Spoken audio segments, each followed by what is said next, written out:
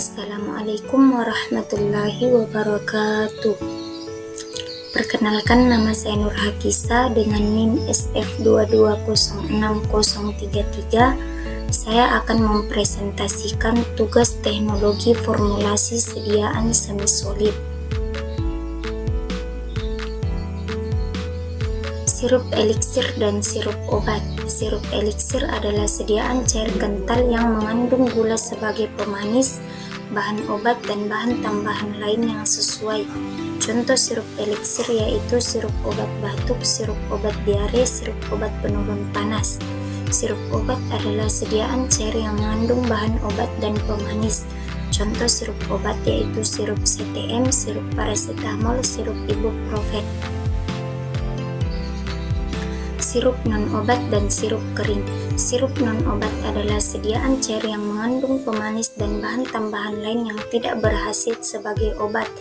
Contoh sirup non-obat yaitu sirup rasa jeruk, sirup rasa stroberi, sirup rasa melon. Sirup kering adalah sediaan sirup yang dikeringkan untuk mempermudah penyimpanan dan transportasi. Sirup kering dibuat dengan cara menguapkan pelarut dari sediaan sirup biasa. Contoh sirup kering yaitu sirup obat batuk kering, sirup obat diare kering, sirup obat penurun panas kering.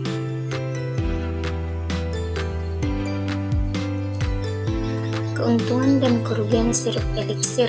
Keuntungannya, rasanya enak dan mudah ditelan, absorpsi obatnya lebih cepat, dapat digunakan untuk obat yang larut dalam air dan alkohol.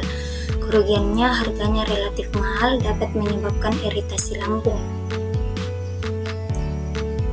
Keuntungan dan kerugian sirup obat. Rasanya enak dan mudah ditelan, absorpsi obatnya lebih cepat, dapat digunakan untuk berbagai jenis obat. Kerugiannya, harganya relatif mahal, dapat menyebabkan iritasi lambung. Sirup non-obat. Keuntungannya, rasanya enak dan mudah dikonsumsi, dapat digunakan untuk berbagai tujuan. Kerugiannya, dapat menyebabkan kegemukan jika dikonsumsi berlebihan. Sirup kering. Keuntungannya mudah disimpan dan dibawa, harganya relatif murah. Kerugiannya, rasanya kurang enak, absorpsi obatnya lebih lambat. Faktor-faktor yang mempengaruhi mekanisme kelarutan. Ada faktor internal dan ada faktor eksternal. Faktor internalnya itu ukuran partikel, bentuk partikel, molekul zat terlarut. Faktor eksternalnya kekuatan ionik pelarut, pH pelarut, dan suhu pelarut. Metode dan evaluasi sirup eliksir. Metodenya, siapkan alat dan bahan yang diperlukan, larutkan bahan obat dalam pelarut etanol, tambahkan gula dan bahan tambahan lain, panaskan larutan hingga larut sempurna. Saring larutan melalui kertas saring, dinginkan larutan, pindahkan larutan ke dalam wadah yang sesuai. Evaluasinya, uji organoleptis meliputi rasa, warna, dan bau, uji pH, uji viskositas, uji kelarutan, dan uji stabilitas. Sirup obat. Metodenya, siapkan alat dan bahan yang diperlukan, larutkan bahan obat dalam pelarut yang sesuai, tambahkan gula dan bahan tambahan lain, panaskan larutan hingga larut sempurna, saring larutan melalui kertas saring, dinginkan larutan, pindahkan larutan ke dalam wadah yang sesuai. Evaluasinya, uji organoleptis, uji pH, uji viskositas, uji kelarutan, dan uji stabilitas.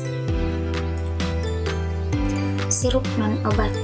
Metodenya, siapkan alat dan bahan yang diperlukan, larutkan gula dalam air hingga larut sempurna, tambahkan bahan tambahan lain, aduk hingga homogen, pindahkan larutan ke dalam wadah yang sesuai. Evaluasinya, uji organoleptis, uji pH, uji viskositas, uji kelarutan, dan uji stabilitas. Sirup kering.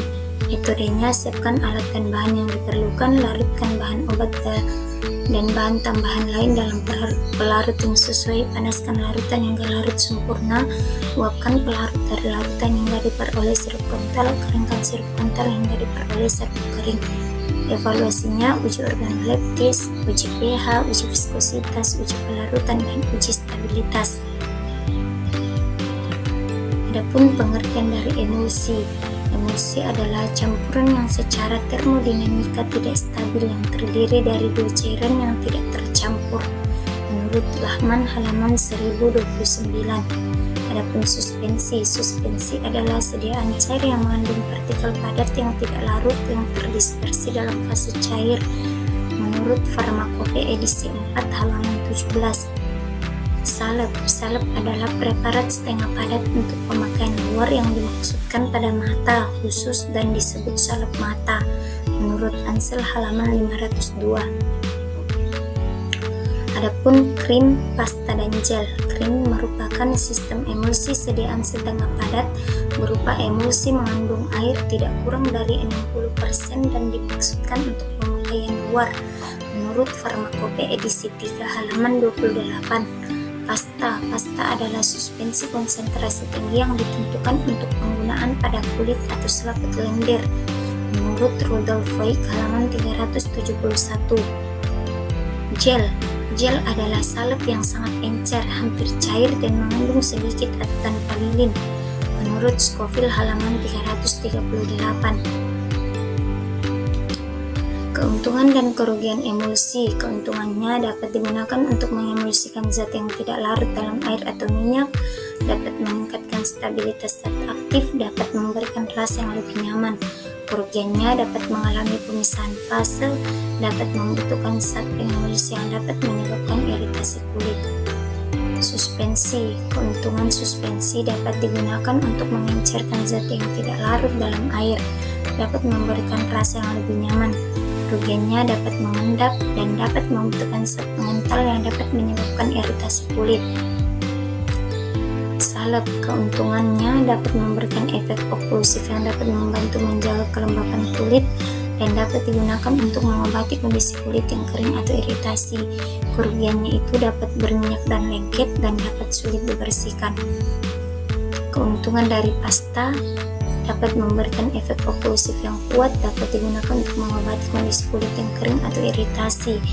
Kerugiannya itu dapat berminyak dan lengket, dapat sulit dibersihkan. Krim itu keuntungannya dapat memberikan efek oklusif yang dapat membantu menjaga kelembapan kulit, dapat digunakan untuk mengobati kondisi kulit yang kering atau iritasi, lebih mudah dibersihkan daripada salep. Kerugiannya itu dapat berminyak dan lengket. Keuntungan dari gel dapat memberikan efek oklusif yang dapat membantu menjaga kelembapan kulit, dapat digunakan untuk mengobati kondisi kulit yang kering atau iritasi, lebih mudah dibersihkan daripada salep. Kerugiannya dapat lengket. Jenis-jenis emulgator dan surfaktan. Emulgator adalah zat yang dapat mengurangi tegangan permukaan antara dua cairan yang tidak saling tercampur, sehingga dapat terdispersi secara homogen. Jenis-jenis emulgator yaitu emulgator alami dan emulgator buatan. Surfaktan. Surfaktan adalah zat yang mempunyai dua bagian, yaitu bagian hidrofilik suka air dan bagian hidrofobik suka minyak. Jenis-jenis surfaktan yaitu surfaktan anionik, surfaktan kationik, dan surfaktan non-ionik. HLB dan perhitungannya. HLB, hydrophilic lipophilic balance, adalah suatu skala yang digunakan untuk mengukur sifat hidrofilik dan lipofilik suatu surfaktan. Nilai HLB suatu surfaktan dapat dihitung dengan menggunakan rumus HLB sama dengan 20 M tambah N, di mana M adalah jumlah atom hidrokarbon dalam rantai alkil surfaktan dan N jumlah gugus polar dalam surfaktan. Contoh perhitungan nilai HLB suatu surfaktan. Surfaktan dengan rantai alkil C12H25 dan gugus sulfat memiliki nilai HLB sebesar HLB sama dengan 20, 12 tambah 1 sama dengan 18. Surfaktan dengan rantai alkil C16H33 dan gugus fosfat memiliki nilai HLB sebesar HLB sama dengan 20, 16 tambah 2 sama dengan 14. Deflokulasi, flokulasi, dan cara menentukannya. Deflokulasi adalah proses penggumpalan partikel-partikel koloid yang sebelumnya terdispersi secara merata. Flokulasi adalah proses sebaliknya dari deflokulasi, yaitu proses penggabungan partikel-partikel koloid yang sebelumnya terpisah-pisah.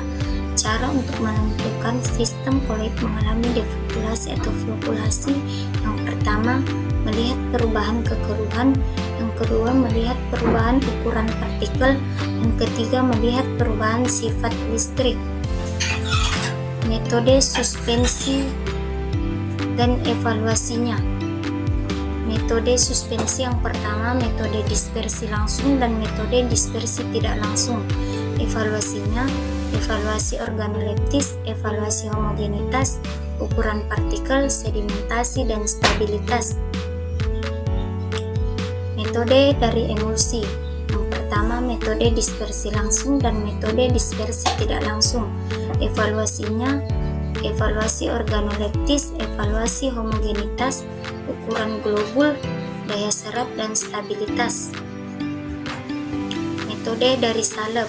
Metodenya yang pertama, metode peleburan dan metode peleburan dan pengocokan. Evaluasinya, evaluasi organoleptis, evaluasi pH, evaluasi daya lekat, evaluasi daya sebar, dan evaluasi stabilitas. Metode dari krim, yang pertama metode dingin dan metode panas. Evaluasinya uji organoleptik, uji pH, uji viskositas, uji stabilitas, uji daya sebar. Pasta. Metode dari pasta itu, pembuatan pasta dilakukan dengan cara mencampur bahan-bahan dengan cara diaduk, ditekan, atau dicampur dengan alat homogenizer. Evaluasinya uji organoleptik, uji pH, uji homogenitas, uji stabilitas, dan uji daya oles. Gel. Metode pembuatan gel dilakukan dengan cara mendispersikan fase terdispersi dalam fase pendispersi. Fase terdispersi dapat berupa larutan, suspensi, atau emulsi. Fase pendispersi dapat berupa gelling agent, bahan pengisi, dan bahan pengemulsi. Evaluasinya uji organoleptik, uji pH, uji homogenitas, uji stabilitas, uji daya sebar, dan uji viskositas. Sekian presentasi saya, kurang dan lebihnya mohon dimaafkan. Saya akhiri dengan ucapan wabillahi taufiq wal hidayah. Wassalamualaikum warahmatullahi wabarakatuh.